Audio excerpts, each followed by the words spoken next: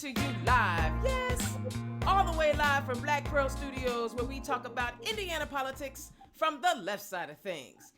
Yay, yay, yay. Finally, we have the maps. Now, of course, we don't necessarily like the way the maps look, but we kind of knew what to expect. When you don't share information with the public and you don't let them in on your practices, we knew the lines weren't going to be fair. And we already knew that the whole goal of redrawing these maps were to make sure District 5 stayed red, because we saw the trends. We saw what was happening in Hamilton County. But you know what, y'all? Forget them maps. We know that this is going to be tough. We know it's going to be tough. We knew it was going to be tough. But if nothing else, this should motivate each and every one of you to figure out how you can get involved and try to elect some Democrats. And I'm sorry, Alex, don't pay no attention to me. How we can elect some Democrats up and down the state, because that supermajority is about to go nutsy bobo. Now, what are you talking about, Dana? What do you mean they're about to go nutsy bobo? Well, the Indianapolis Star reports, after closely watching Texas, Indiana House Speaker is open to similar abortion bans. Indiana House Speaker Todd Houston said House Republicans are watching what's happening in Texas after the Supreme Court denied the request to stop a new Texas law that bans abortions when a fetal heartbeat is detected, which can happen at 6 weeks. That could mean more restrictive abortion legislation during the 2022 legislative session. He says, we're closely watching what's happening in Texas in regard to their new pro-life law, including any legal challenges, Houston said in a statement on Thursday. Indiana is one of the most pro-life states in the country, and we'll continue to examine ways to further protect life at all stages.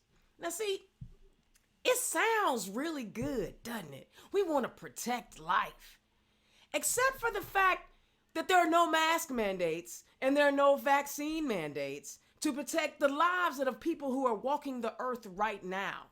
So don't come telling me that you're down with protecting lives when you don't want to deal with health care to make sure every life can get the quality health care that they need. There hasn't been wage increases in Indiana so people can live the lives that they have comfortably. We're not doing everything we can to protect public education so that young kids can thrive and stay in Indiana so we don't have a brain drain. Don't tell me you care about lives when you're not doing the things to protect the lives that are already here. So check this out. You know us ladies, we are over 51% of the population in the state of Indiana. And on October 2nd, we are joining together to send a message to our courts and lawmakers across the country and Indiana. The attack on our reproductive rights will not be tolerated. The freedom of choice has been taken from the women of Texas without exception for rape and incest. Now let's be clear, rape is about power. And the fact that we're denying women the access to reproductive health, that is also about power. I'm sorry. You should not be able to tell. If you guys are running around about the mask, my body, my choice, then get out of a woman's uterus. Get out. You don't belong there. We are at risk of losing our reproductive freedoms too, as I just read to you about what Todd Houston's talked about. The call to action is clear and it is urgent. The attack will likely come during the session, which we already know. So join us as we stand for the rights for personal choice for women. So let's take this fight to the streets, y'all. On Saturday, October 2nd at 10:30 a.m., meet me downtown. Get your, I'm not going to say the word, but get your PP hats. You know, the capital P hats. Get those on. Meet me down there. And let's let our voices be heard. But more importantly, the 2022 election cycle is underway. All of y'all need to find a candidate, become a candidate, join a campaign, raise some money, host some fundraisers or something. Because in order for us to impact that state house, we have got to elect more Democrats to balance out the power, that supermajority in that state house. Otherwise, we will not be in a position to stop any laws that come our way. Yeah, you know, the Republicans don't mind, going to court over this stuff and spending taxpayer dollars fighting unconstitutional laws. Happens all the time. They spent a lot of money this year fighting each other. They were having a civil war. They don't mind spending your money for that. But if we get the right people elected to office, we can stop some of this nonsense. So, me, it's the call to action is always get civically engaged and get involved. All right. Hey, I got to make an announcement. The Snyder Report continues to provide timely details about government and politics at the local and state and national level. The Snyder Report is invaluable in providing insight on matters that impact Hoosiers. I get the Snyder Report, so make sure you sign up and you get that Snyder Report. If you need help on hitting that up, hit me a message and I'll make sure that we get that taken care of. All right. That's my rant because I don't want to waste any time. I have a couple of amazing guests with me tonight, returning to Turn Left. The last time we talked to her, she was a candidate. She was trying to make history in Fishers, and she did by becoming the first Democrat elected to the Fisher City Council. Y'all, welcome at-large Fisher City Councilwoman Jocelyn Vare. Jocelyn, welcome to the show. Oh, Dana, it's so great to be with you tonight. Thank you. It's nice to be back as an elected official. So thank you. I love it. And I want to thank you because a lot of what's happening in the studio, Jocelyn has been a direct contributor. So if you like what we're doing on Turn Left, click the link, donate so that we can continue to make this show fantastic. And introducing, he was giving me some goods and now I'm feeling a little self-conscious because, he's kind of up there when it comes to that brainiac nerdy stuff. Y'all give it up for Alex Morales, who is representing Racial Equity Community Network. They call it RECN. RECN, welcome to the show, Alex. Well, thank you for having me. I'm really excited to be here. And, and Jocelyn says it's a good place to be. It's a good place to be. Absolutely. And, it's glad to be here. Excellent. So the advertising that I put out has been about how Republicans have gotten all of suburbia in an uproar. And Hamilton County and Fishers, Noblesville, Carmel is no exception. School board meetings have now become the new battleground. Who knew the school board meetings would turn into the place to be, right? Who knew, right? It's supposed to be nonpartisan. Jocelyn, talk about what is going on up there in Hamilton County and the things that people need to know about in Fishers. Well, you started with the school board, and I just want to do a big shout out to HSE Schools, which is our public school district in Fishers in Hamilton County, and our school board members. Each one of them are hardworking and put kids first. Love it. And they have had a very difficult time lately, just with a lot of feelings and a lot of emotions coming into our school board meeting. I must do a huge shout out to our new school superintendent. Her name is Dr. Stokes, and she is magnificent. And she is leading with class and dignity and just a lot of compassion for our students. So, Alex, you chime in. You work so well with our public schools, and we're proud of them. Yeah, I definitely echo what you say. What you said about our school board members. They are, they ran for those seats, and nobody runs for those seats expecting for the community to come yelling and screaming and ranting. No, that's not what they signed up for. But that's what they're dealing with. And I can tell you that I know many of them personally, and they really do put children first, and they really are trying. Their very best to do the right thing. And there's just so much noise, and that the actual information that's out there about the good work that they're doing on our school board gets lost in that noise. Yep. I almost forgot. We've been sitting around talking so much. I almost forgot. Jocelyn, tell the people who you are and where you come from. So my name is Jocelyn Vare. I'm an at-large member of the Fisher City Council. I was elected in 2019 and started in 2020, so I'm not quite halfway done with my term. And my friends, I'm here to tell you, as the first elected Democrat in our city, I take that privilege so very seriously. Every day I am trying to work for our community and represent voices that may not have been heard. In the community of Fishers, we have what I like to call a super duper majority, which is Republicans have ruled our community for decades now.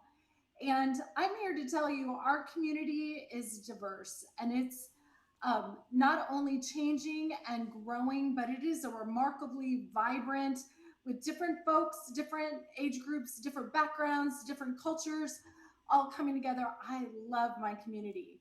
And, the census figures just came out, of course, which started the whole, map making process. But in Hamilton County, we're proud to be the fastest growing county in the state. And over the last 10 years, we've had over 73,000 new people come Wow. into Hamilton County. 73,000. And here's the sweet part about that. Countywide, of that growth, 73,000, 46% of that growth in population are persons of color. Oh, that's I great. am really proud of that, and I'm really excited for that, of what that means for our community. But we know those voices of all of our community members need to be heard. Absolutely. So that's my job. Absolutely. Alex, tell the people who you are and where you come from. Sure. Well, where I come from, I'm originally from New York City, but I have been in it. I know. But I have been in Indiana for over 20 years, and so You a Hoosier now. I don't. I'm not quite there yet. I'm not quite there yet. Maybe another 20. But yeah, so I am the chairman of the Racial Equity Community Network, and it's a group that we started in Fishers, specifically to address our mission is to have Fishers be a place where everyone can be their authentic selves, and that be okay. And that is really that many of us that are on the board just are, and even our RECN community at large, is just really passionate about the opportunity for everybody to be here in Hamilton County and be their authentic selves. I love it. And I love the way that you guys are working and the stats that you gave. I remember I went to a county function where the municipalities were talking about some of the efforts that they needed to do, and the mayor of Fishers at the time, and he's still the mayor, talked about how the community was complaining because they didn't have enough restaurant diversity. They didn't have enough cultural diversity in their food. And the only thing that came to my mind was, so you want people to come up there and have their businesses, but you don't necessarily want them to live there. You get that diversity when people live there. People are not going to open up restaurants and drive an hour back and forth. They want to enhance the community that they're in. So now maybe the residents of Fishers can stop complaining about all they have are plain old fast food restaurants and no diversity in their food choices. So that's a good thing. But back to the school board. So I don't know if I want to hit the mask mandate issue first. Let's go there first. Tell me, this is something I posted about the other day. I don't understand how you can be anti-mask and anti-vax, and then with children not being able to get the vaccine because they're 12 and under, they are the most vulnerable. What are the things that the community, what are you hearing from the community about why they don't want children to have to wear masks when they are the ones that need it the most? Go ahead, Alex. Okay, well, as a parent,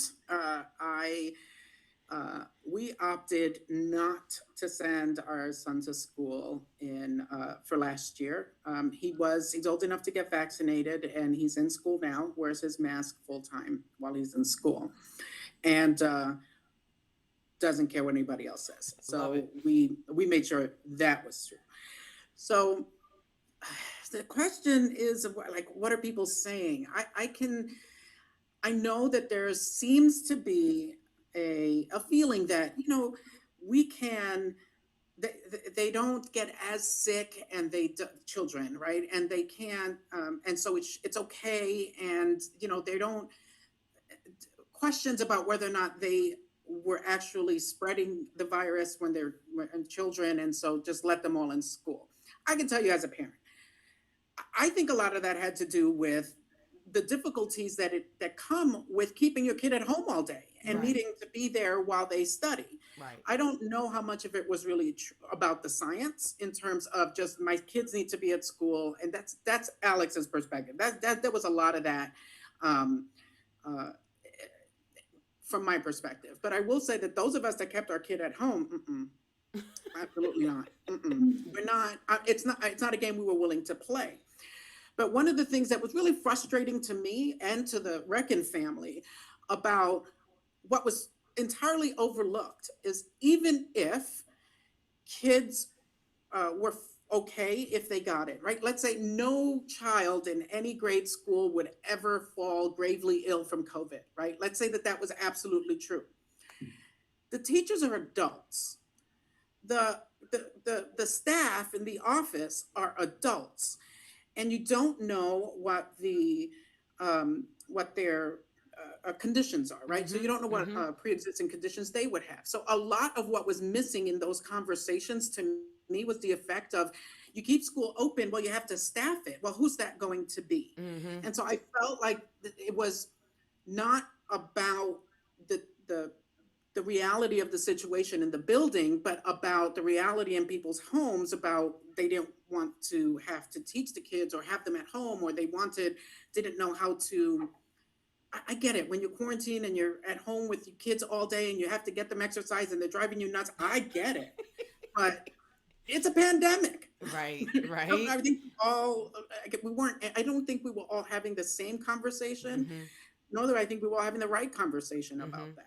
And I'll add in too, I mean, as Alex just said, what a amazing situation we've found ourselves in for the last year and a half. I mean, we are all trying to navigate through this as best we can. The thing that struck me, and I have sat in many, many school board meetings, is I'm reminded that this is public school and we are dealing with a public health crisis. And the definition of the word public is all of us.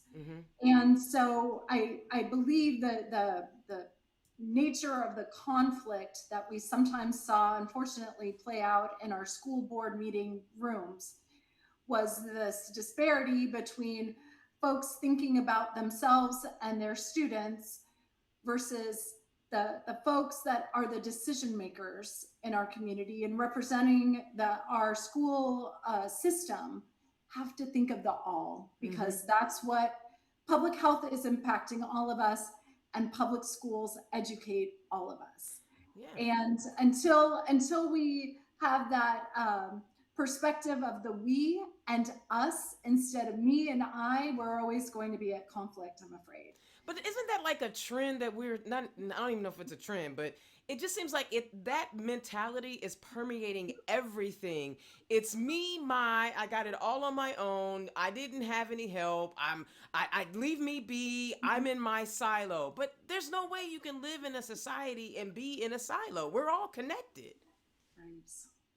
I agree. I think no one ever said, no one around these parts ever say, pull ourselves up by our bootstraps. Never our. But see, the idea that's one of those sayings in certain circles I'm in. That some people go, "What is a damn bootstrap?" I don't even know what I don't know what a bootstrap is. I don't know how to get a bootstrap, but you want me to pull one up? This idea that we all start at the same place. That's the thing. Regardless of what it is, you pull one up, right? It's not. It's so. Actually, Jocelyn and I were having this conversation just about the difference in cultures between those that are represented that are more communal and more family oriented or group oriented, and how when something happens to one person in the group, it happens to all of us. Like, what did you mess with? Did you mess with my cousin? Because suddenly you got a problem with me too. Right.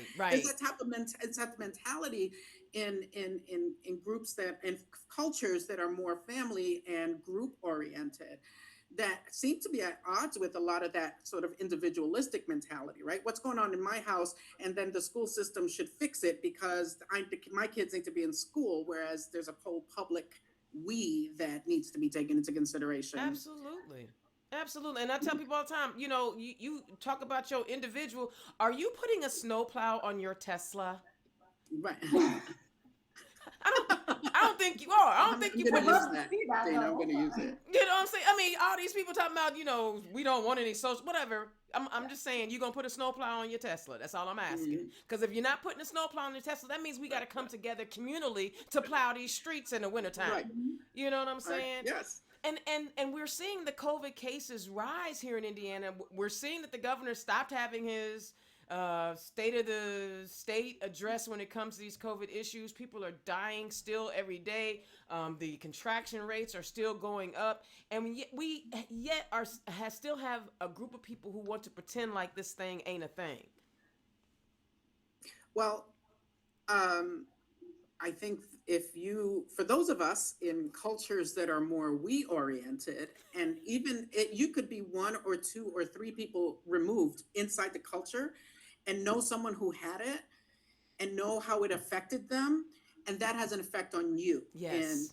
if you don't have a cousin or an aunt or anybody who has experienced it, then I Mhm. think the perspective is it hasn't happened. Right? It Yeah. hasn't happened to me, so therefore it hasn't happened. Well, and I'll add too, I mean, that is the nature of the situation that we're in, right? That my small company had a little brief shutdown this week because one of our employees was exposed by her friend over the weekend. So suddenly I'm connected to my employee's friend who I've never met, right? But that's the situation that we find ourselves in. We have to be mindful Yeah. about those interactions when we're together and we're apart and we're all, gosh, we are all connected. Absolutely. And furthermore, I'll make one last point too about our public school system is so tightly connected to the health and well-being and strength of our overall community. Yep. Yep. Fisher's strength is centered in the nucleus of HSE schools. We know this. Yep. We know this. And we also know part of most of our growth as a community is because families and moms and dads who want to provide their students with a great education are attracted to HSE schools. Absolutely. So keeping our public schools strong across the state, not just HSE Sure. schools, Sure. Of course. is really important, and that's our strength of our community. Absolutely. And so I'm glad you mentioned HSE and we're talking about it because I've been following all of the social media and everything that's been going on in HSE because it's not just been about masks. This CRT thing first of all, I want everybody to understand. If I haven't said it once loud enough, I'm going to say it loud enough again. This is just a thing to piss off the base so that they have something to rile around when the 2022 elections come up because, oh my God, they're teaching little white kids to hate themselves.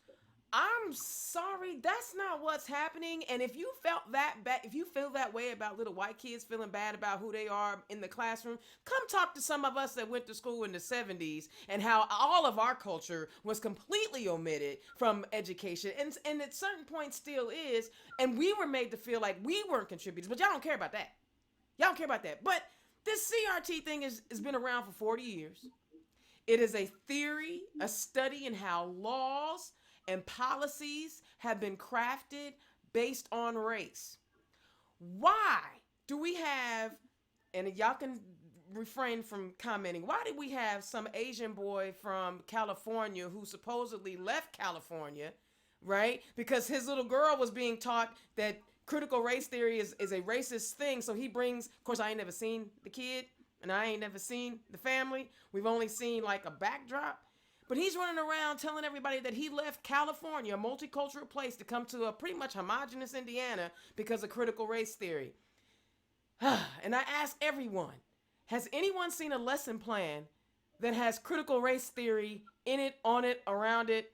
Y'all, Look, all I can say is if there are, I said this earlier, if there are fourth graders out there in our school district who are into CRT, they're brilliant. And we should be like, wow, like this is amazing. There's a fourth grader out here doing qualitative study about the effect of race into structural systems and understands the structural systems and that are the education system and the justice systems, and actually understands what school to prison pipeline is, and they're trying to figure out how to fix it. Fourth grade, is that what you think is happening in elementary school? Like the nonsense that it is, just I can't with it. It's just like really CRTs in the school. And I think you're right. It's the current boogeyman, right? Like that's what it is. It's the thing to rally around. And but those of us who are know what critical race theory is, or have, or even critical theory itself is about finding and problems within systems and dismantling those structures so that you can so that the system isn't compounding the problem and the system isn't creating disparate outcomes, right? So my children went through HSE schools, and I've got one is in college, and she did. If you ask her her perspective of HSE schools, I promise you, it's very very different than the homogenous group that is Fishers and their experience through HSE schools, and and the conversations that I've had to have in my household about what happened at school today and how do you deal with it and where do you see what and sometimes the problem is that they don't people don't want to be told, hey, you hurt my feelings, because then they feel like you're calling them out and you're calling them a racist or you're calling them a whereas we just want to say, can we deal with this issue just like with any child that has an issue at the on the schoolyard? You go and you figure it out, you talk it out. Right, right. Well, if that happened to be because you played with my daughter's hair and petted her like she was and she didn't like it, and I would want you to please don't touch my daughter's hair, and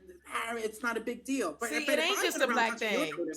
See, it ain't just a black thing. Keep your hands to yourself. Please, please. So, and it's all very, the thing is that to some extent, I don't think we're all talking the same language. And I think it's a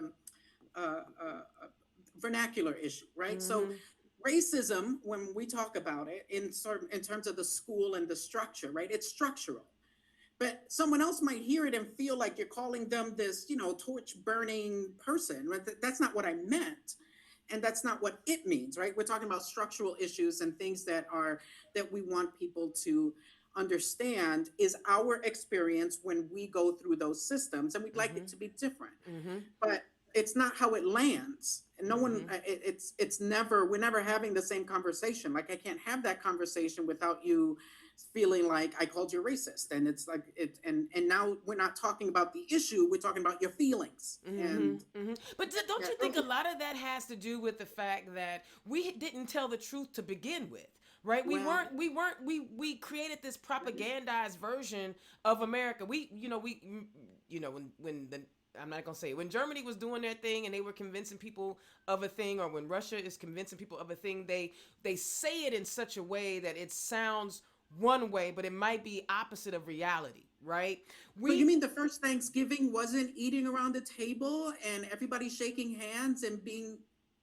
That's not what it was? Well, even if that was the case, Alex, what happened after Thanksgiving? Where all them people go? What happened? Where all them people go? I just want to know where they run off to. They just said, you know what? I don't need. Hey, you can have Boston. You can have all the land.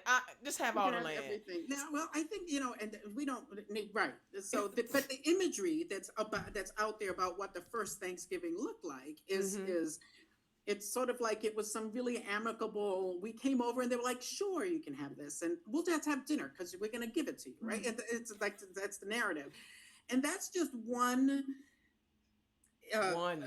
instance, one thing, right? We don't talk about smallpox, and we don't talk about that. We don't talk about, and then we can start talking about,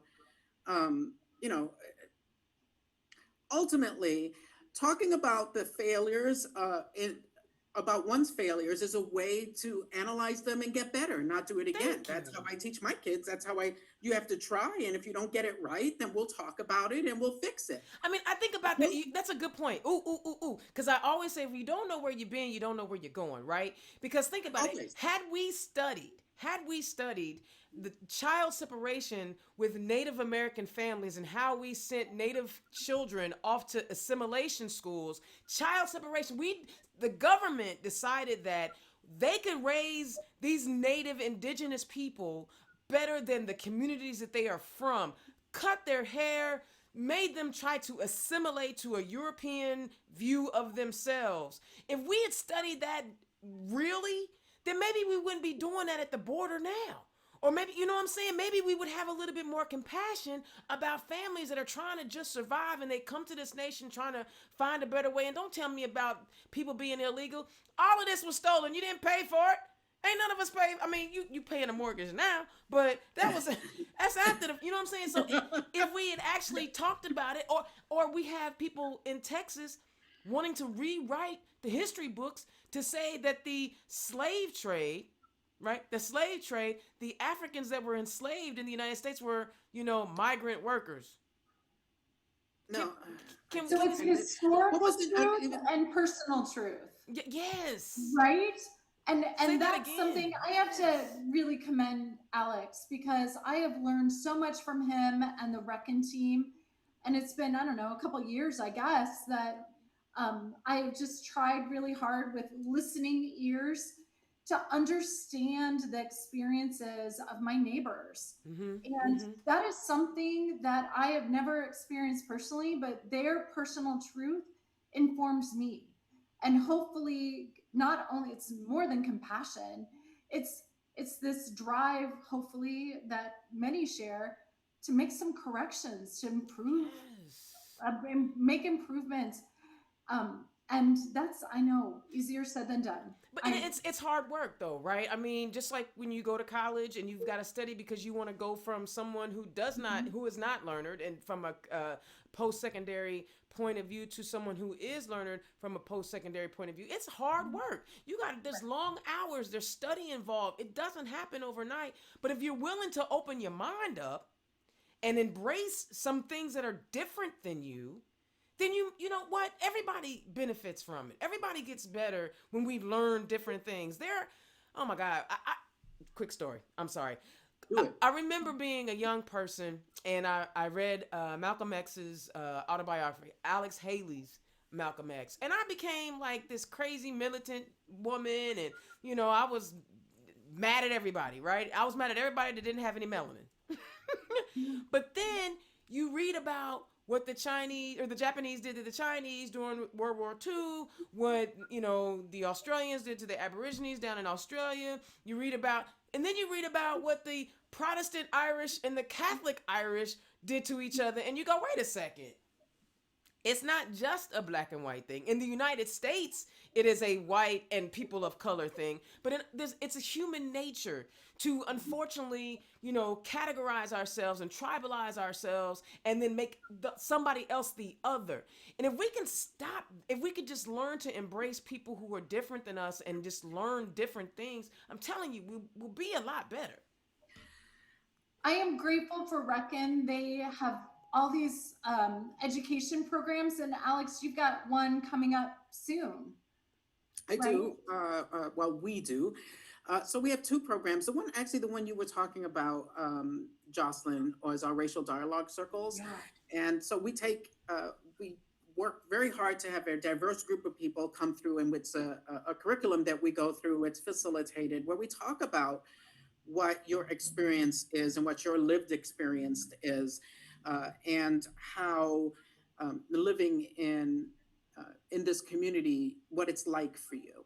And so we have those discussions, and it's in a safe place. And we always start those by defining within the group what racism is and what race is and all of those things, so that we're all speaking the same language. Mm-hmm. But that exercise really has us, or that curriculum really asks us to really investigate who we are and how we perceive the world and how that's different from the person sitting next to you. I love it. And so we have a diverse group of people and I'll go through those. And that's actually the curriculum that I was a part of as a student, that at the end of it empowered us to create the Racial Equity Community Network and really take this and do what we've done with it. But part of the other thing that we learned in there is that because we are where we are, we usually have probably by a factor of 10 white folks to every person of color that applies to sit down and have those conversations. It's not an easy ask to ask a Mm-mm. person of color to sit down and have this discussion about what their lived experience is when they have to just live it all day and then they have to come to this conversation and do it. Um, but what we found was that there was a huge need for a training for white folks to talk about how it is that they enter into this work in a way that that isn't problematic. And I think, but there's a lot of um, people that want to do a lot of work and that want to be helpful, but find themselves that they step into this work and they say the wrong thing or they inadvertently offend someone, and that really tends to make them feel like maybe they should step back. Well, the reality is that in this work, we need everybody, and everybody who is trying to um, make a difference for the lives of people of color in this country, whether that is that you want to take part in a Hispanic Heritage Month celebration, or whether it is you want to march with Black Lives Matter, or whether it is that you want to, whatever it is.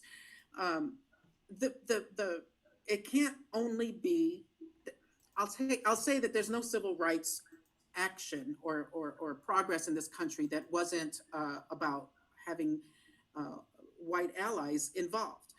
But we find that with as very difficult as this is an issue for people to talk about right now, people are not on the same page.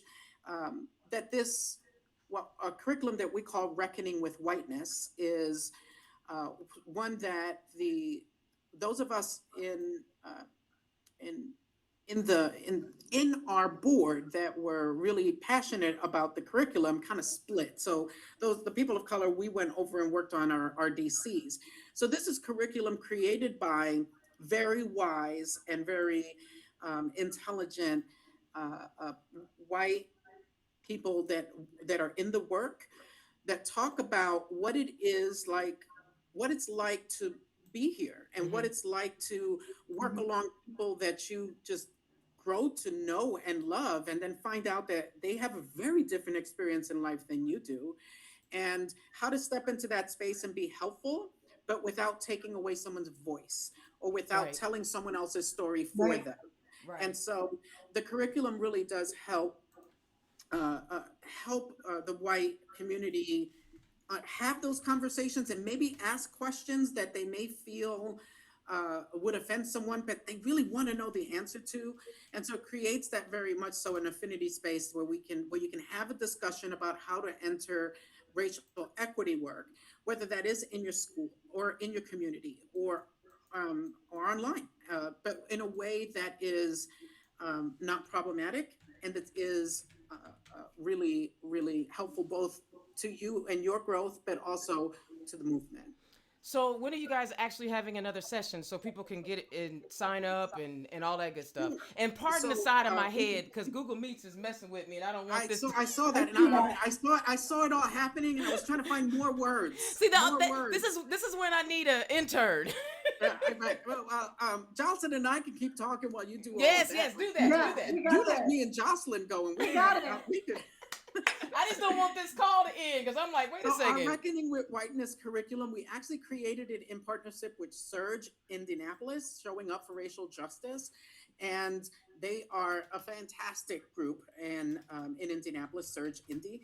Our website is RECN Fishers.org, and the Reckoning with Whiteness curriculum is being offered October 10th, and we are asking folks to register online, and then we will let everyone know where and when and all of those good details. I So love it. if you find us on reckonfishers.org, we're more than happy to close that loop with you when you register on that online. So we've done it once before, and we had 70 people show, and it was just really, really great.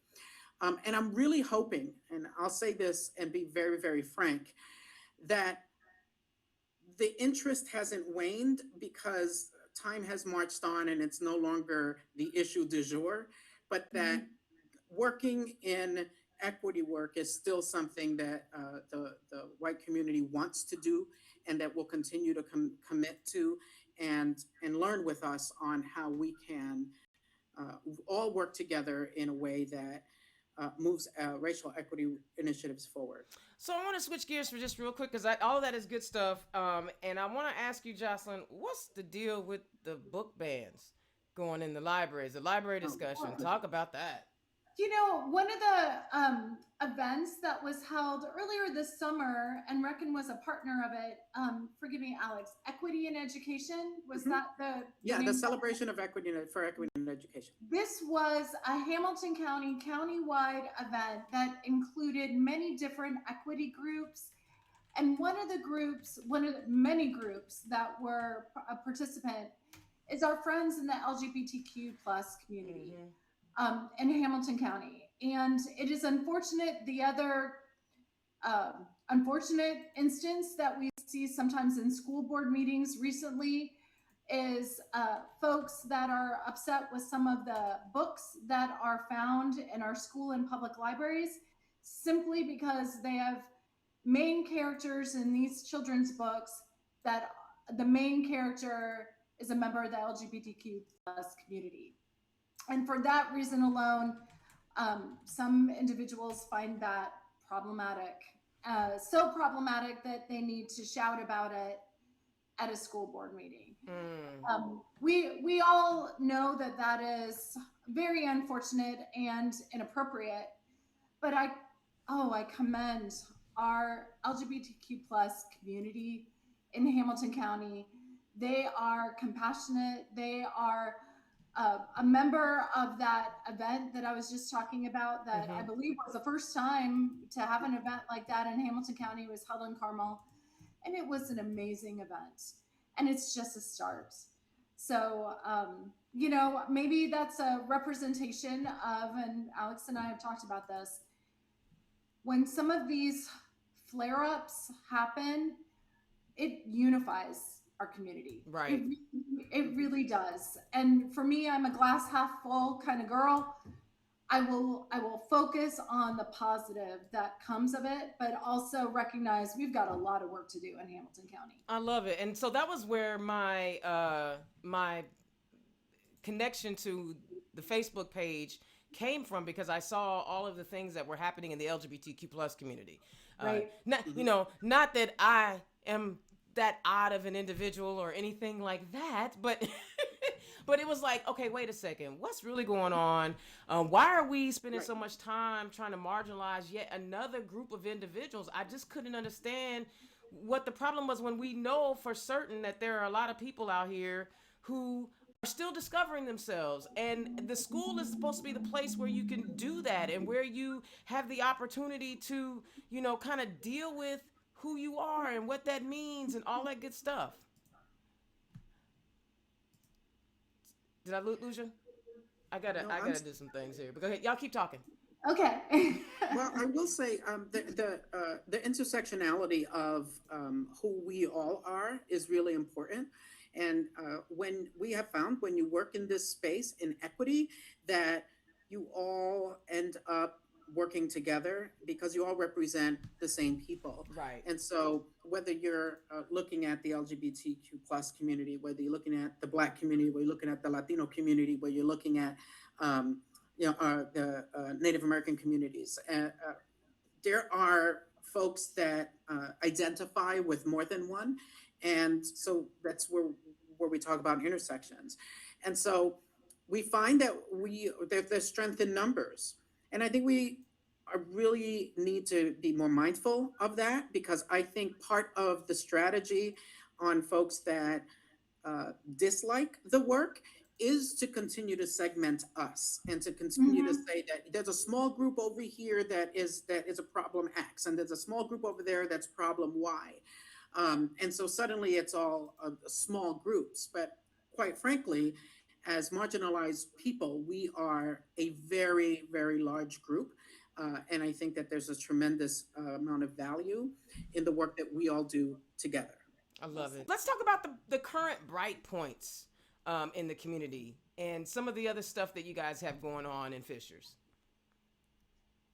Well, I would say I am very proud of our nonprofit community and these groups. Some are formal nonprofits, some are just frankly cul-de-sacs that honestly that are in tune with what's happening in their community, getting engaged, participating, contributing, listening, Mm-hmm.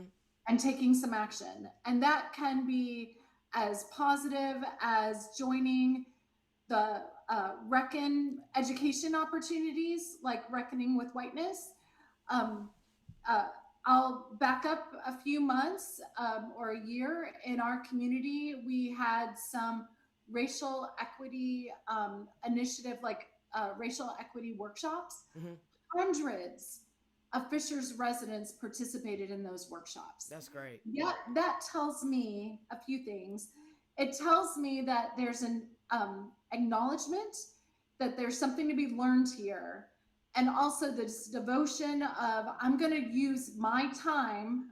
We're all busy people. Right. I'm going to use my precious time to take, and I participated too. It was an all-day workshop on a Saturday because this is important. This is Absolutely. appropriate. And you know, it's about our Hundreds. future. It's about our future. Yes, It is. exactly. It Exactly. is. Go ahead, No, Alex.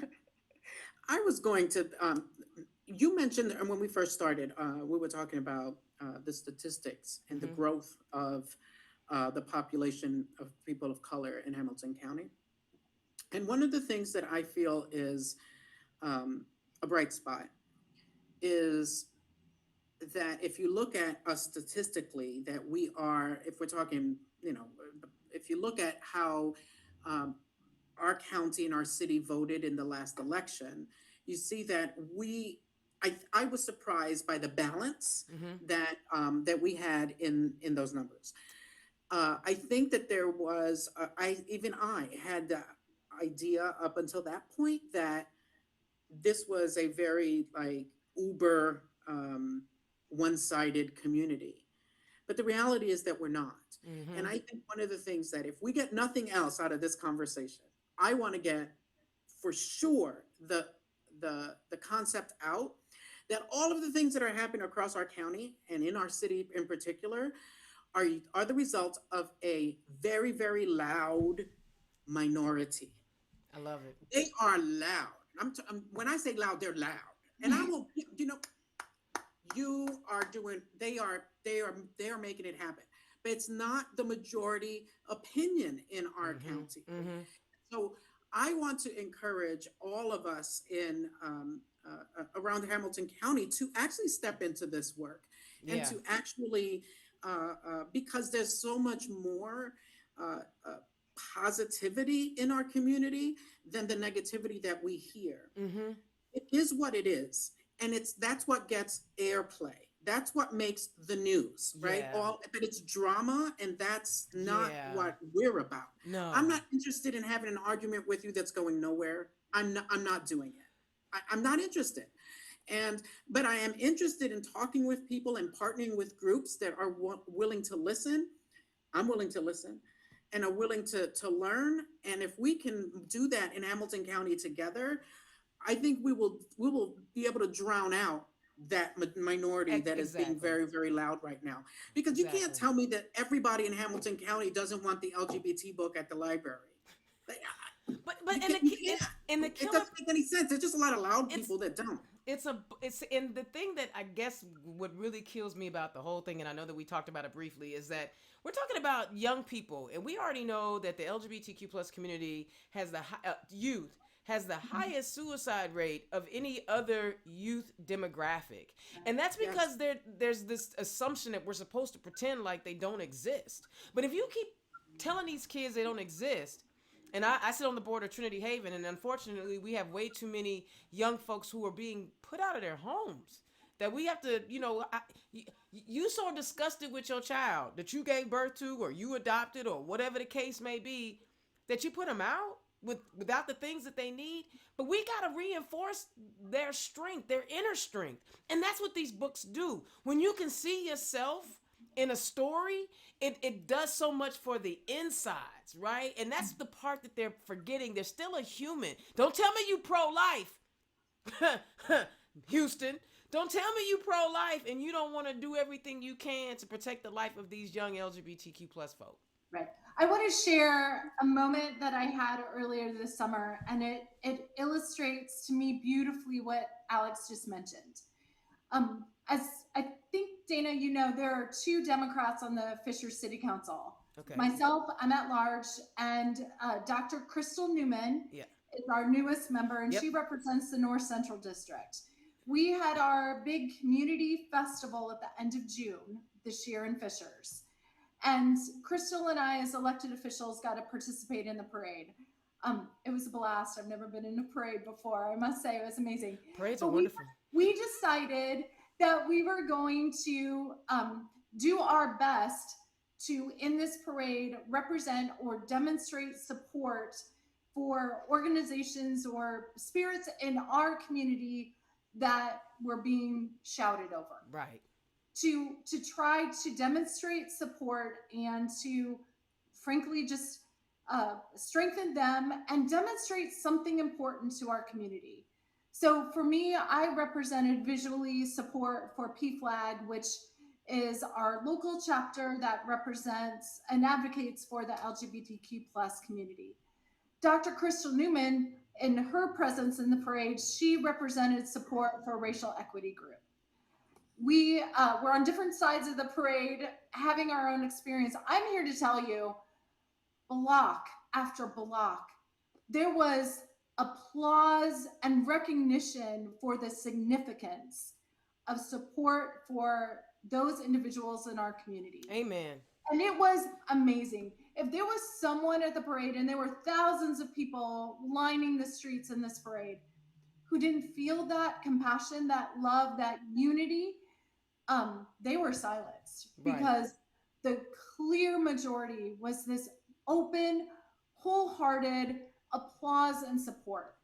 Yeah. Crystal and I compared notes at the end of the parade. I'm like, did you feel what I felt? And we were both like, this is Fishers. This is our community. And we cannot lose sight of that. And that moment, oh my gosh, it was amazing. Well, things are changing. That's why they drew the lines like they did, because things are changing. And you know what? You can, I say this all the time, you can try to do everything you can to keep certain history or certain aspects of life out of the schools all you want. But guess what? Everybody, kids, they are literally 24 hours a day, heads down into a phone. So they're going to find out about whatever it is that they want to find out about. So why not do it the right way? And you're mentioning our kids.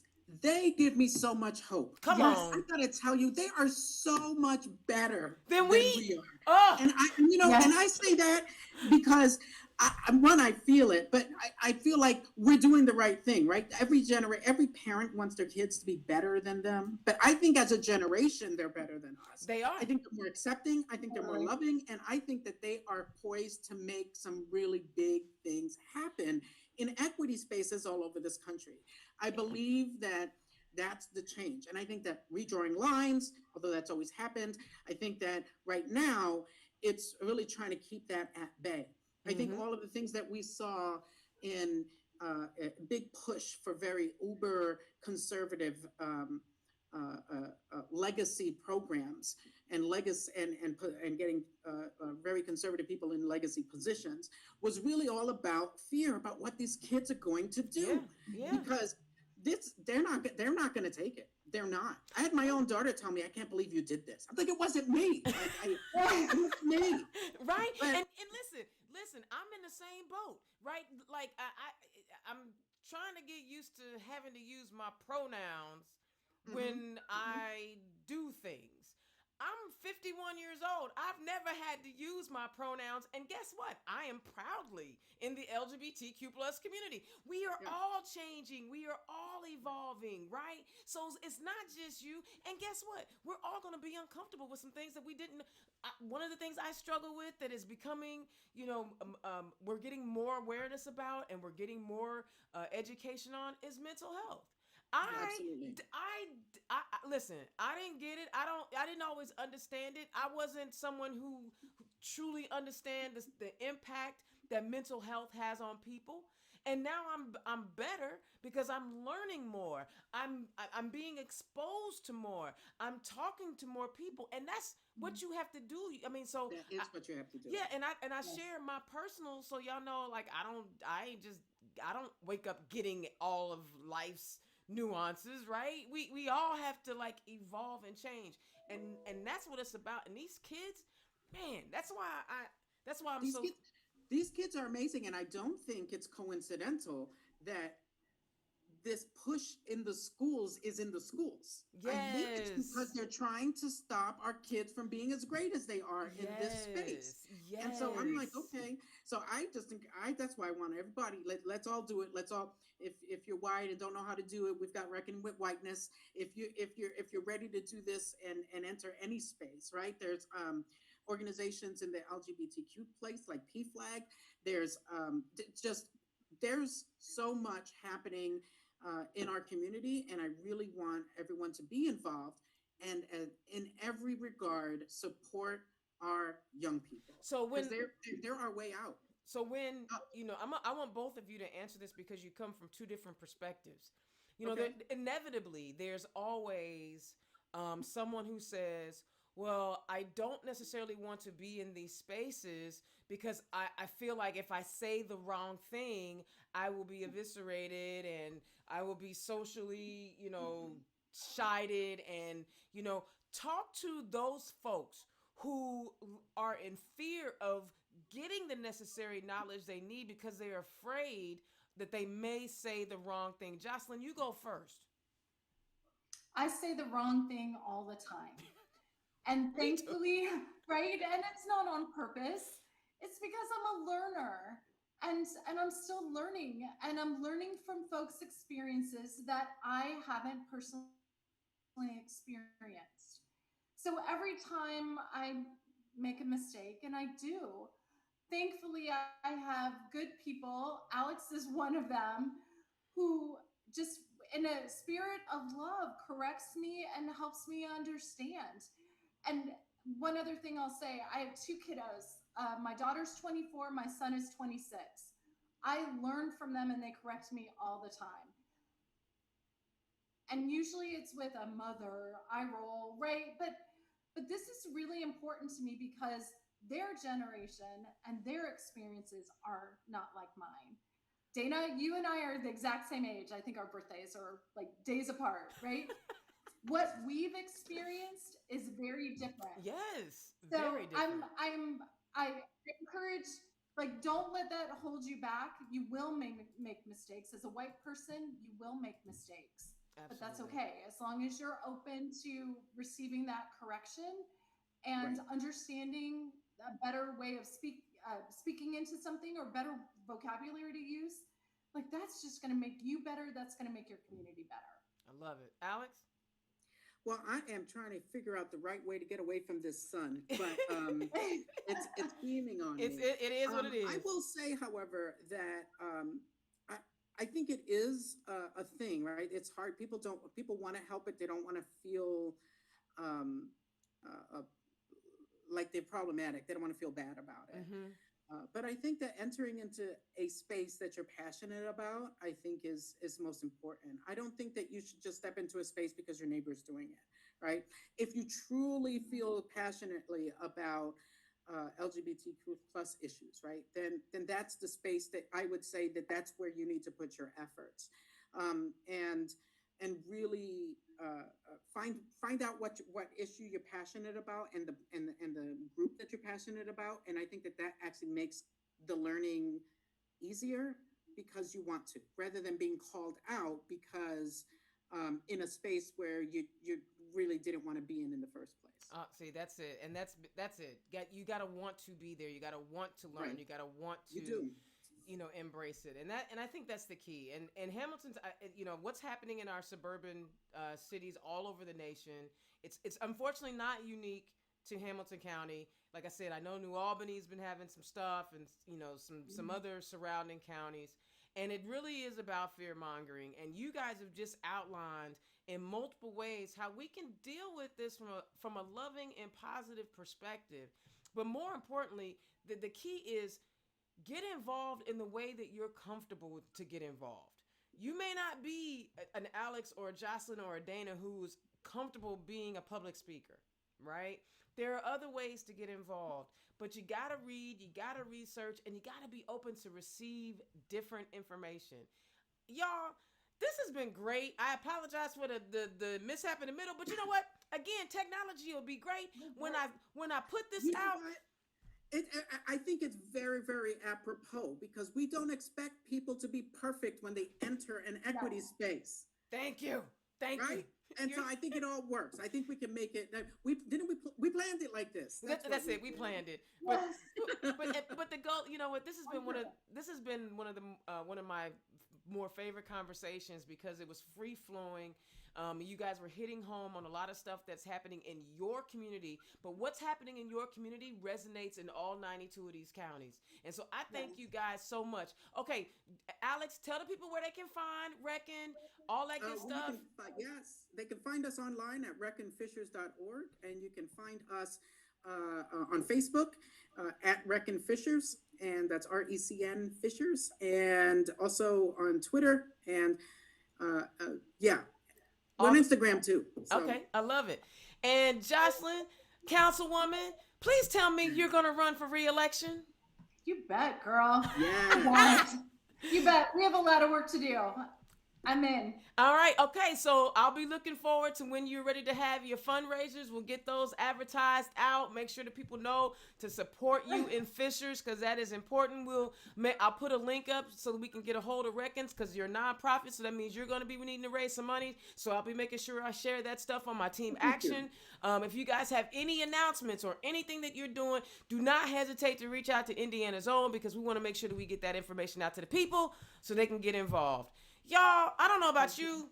I feel rejuvenated. I feel like a happy camper because I got to feel that positive energy. I say north of the border.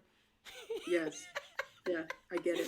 I heard everything you said. North of the border. I'm not going to go. I'm not going to look. It's been about love today, so I'm not going to go into my Hamilton County residents who work in Indianapolis rant. Mm-hmm. I won't do it today because I love y'all. But this has been great. This has been great. Y'all, Indiana's Own Dana Black, turn left. This is what we're doing. We're doing this every week. Now, except for next week, okay? I'm taking a week off next week. I got to go out of town for work, and I won't be in the studio, so I don't want to have a show that doesn't have the clarity that I like. But on the 30th, we're talking about getting involved. We're talking about getting engaged. And you know I'm a party politics kind of girl, right? And on the 30th, I will have 4 of the 5 Indiana State Democratic Party deputy chairs talking about the work that they're doing over this election cycle. They're in their positions for 4 years, but we're going to talk to them about what they have planned over the next, 6 months to get people engaged because people are going to start declaring. Paperwork is due in February. So you need to know who you need to contact, right? Who in the party can you contact? Listen, Chairman Shmuel and Vice Chairman Mila Eldridge can't do it all. That's what these deputy chairs are for. So we're going to hear from them. I'm excited about that because they got some heavy hitters in there. This is a tight crew. I'm excited about it. So make sure that you tune in on September 30th. And if you missed the show, always go to Indiana Talks. Hit my man up, Gary Snyder. He's got Indiana Talks. This will rebroadcast as a podcast because we want to make sure you get that information out. If you have something that you want to share with our listeners, make sure you get with me. If you want to advertise, yes, I can do that too. If you want to advertise on the network, make sure you hit me up, Dana@indianazone.com. And there's always an opportunity for us to share information. Candidates, hear me and hear me well. I can help you. Reach out to me. This is what I'm here for. Whatever you need, reach out to me. Indiana's Own, turn left, Black Pearl Studios. We got the capabilities, right? Even when there's a goof, you see how quickly we were able to recover that? All right, and for those of y'all that have tickets to the Trinity Haven Homecoming, I'll see y'all on Saturday. That is going to be so much fun. Be sure to remember, bring your vaccine cards, and you got to wear your mask. Vaccine cards and your mask, okay? Because we want everybody to stay safe. We want to raise money and take care of our LGBTQ plus youth, but we want to do it safely, All right. Indiana's own Dana Black, thank you so much for tuning in. I really enjoyed this conversation. I will holler at y'all next week. Peace.